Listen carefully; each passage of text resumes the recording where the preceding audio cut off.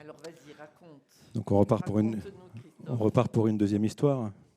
Allons-y. La jeune femme glissait sur le parquet. En cette soirée de détente, assis au premier rang devant un émouvant ballet classique, je suivais avec passion les sauts et entrechats de la danseuse devant moi. À chacun de ses mouvements légers, je craignais qu'elle ne tombe, et pourtant, jamais elle ne vacillait. Comme une fleur portée par le vent, elle dansait. Le lendemain de ce bouleversant spectacle, c'était maintenant des bruits sourds et métalliques qui faisaient trembler la porte de la chambre d'isolement, qui menaçait de céder sous les violents coups de son occupant. Un jour, la beauté d'une danseuse, le lendemain, des coups de pied sur une porte, et mon désarroi grandissant. Après une violente crise plastique la veille, William, un jeune patient souffrant de schizophrénie, avait dû être isolé et sédaté. Ce matin, nous avions décidé de le laisser dormir en priant pour qu'il ne se réveille que très tardivement, tant le jeune homme nous inquiétait, car il était une force de la nature, de la taille d'un joueur de rugby néo-zélandais. Bref, terrifiant. À travers le hublot de la lourde porte blindée, nous percevions clairement sa tension. Son regard était noir, ailleurs, fou de colère. Avec les renforts, nous étions 5 soignants. Il était seul, mais terriblement imposant. Mon cœur tremblait autant que les murs, mais nous devions entrer. Dès l'ouverture de la porte, il avait couru vers moi, furieux. J'avais alors fermé les yeux, par réflexe.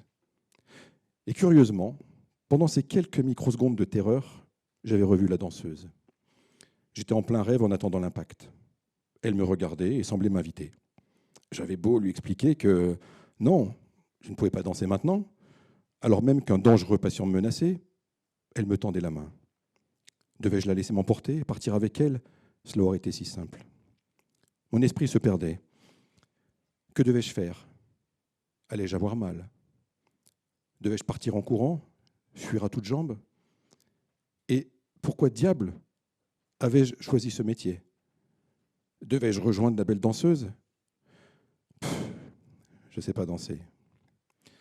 Alors, dans mon rêve, je rejetai sa main juste avant qu'elle ne disparaisse dans l'ombre. Les hurlements de mon patient m'avaient sorti brusquement de ma torpeur. Son visage n'était qu'à quelques centimètres du mien, si près que je pouvais voir le sang battre dans ses tempes.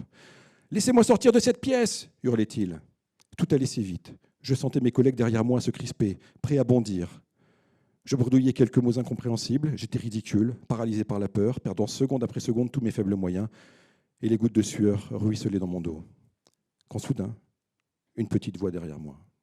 « Ouh là là, monsieur, vous êtes en colère, dites-moi. Bon, je comprends bien que vous vouliez sortir de cette pièce. C'est vrai qu'elle est horrible, moi-même, j'y tiendrai pas. Mais bon, on a quand même été très inquiets après ce qui s'est passé hier soir. Et comprenez qu'on a un peu besoin quand même d'être rassurés, car vous faites très peur quand vous êtes énervé. Est-ce que vous pensez qu'on peut se faire confiance mutuellement? Ce que je peux vous proposer, c'est qu'on vous laisse sortir un petit peu. Disons 15 minutes le temps d'une cigarette. Et si vous êtes d'accord, je vous accompagne. Parce que moi aussi, j'ai envie de prendre l'air. Ici, il fait trop chaud et c'est trop sombre. On y va? C'était Germaine. Encore une fois, toujours à mon secours, tombée à pic. D'abord restée en retrait, elle avait bien fait d'intervenir car notre patient s'était immédiatement apaisé devant sa douceur et sa proposition de cigarette. De fait, il nous promettait même que tout allait bien se passer. J'avais d'abord été très étonné par cette folle initiative de ma collègue. Car comment oser laisser sortir ce patient après les événements de la veille, sans qu'il n'ait encore été vu par un médecin depuis son réveil? Que se passerait-il s'il refusait de réintégrer la chambre? Et s'il agressait quelqu'un? Germaine m'avait alors expliqué que si nous n'avions pas ouvert la porte, si nous nous étions opposés physiquement, alors la situation aurait probablement dégénéré, sans que nous ne puissions en prédire les conséquences, pour le patient comme pour nous. Elle m'expliquait qu'il fallait parfois choisir le moins pire, que c'était finalement le mieux. Et puis le seul risque était une autre crise plastique que nous aurions gérée comme elle avait été gérée la veille. Enfin, elle m'avait parlé de l'ouverture qui crée du répit, de l'oxygène, du lien, un peu comme la soupape d'une cocotte minute. Christophe, ne t'oppose jamais physiquement. Sois plutôt créatif, avait-elle ajouté. Mesure le risque dans toutes les situations. On a parfois tendance à le surestimer par peur. Essaie d'anticiper, évalue et choisis le moins pire, ou plutôt le mieux. Bref, adapte, accompagne, crée du lien. Notre rôle de soignant est là, Christophe. Créer du répit, de l'oxygène, du lien.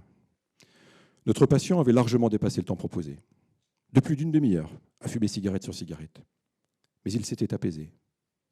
Et c'était finalement là l'essentiel. Puis, accompagné par Germaine, il avait rejoint la chambre d'isolement. Mais peu de temps, car au vu de son comportement lors de ce temps de sortie, ce dispositif contraignant avait pu être levé. À nouveau, Germaine avait eu raison. Ouvrir plutôt que fermer. Créer de l'apaisement plutôt que de la contrainte. En fait, son 1,60 m de créativité avait été bien plus efficace que nos 5,80 m d'opposition et de crainte. Après cette histoire, j'avais repensé à la belle danseuse et l'évidence m'était apparue. La psychiatrie est une danse. Oui, comme elle, nous allons et venons, à droite puis à gauche, de petits sauts en glissade, en suivant la musique. Je ne sais pas ce qu'est devenue la danseuse. Elle doit toujours glisser sur le parquet, je suppose. Je retournerai la voir un jour. Peut-être alors me tendra-t-elle sa main, une nouvelle fois, comme Germaine l'a tendue à William.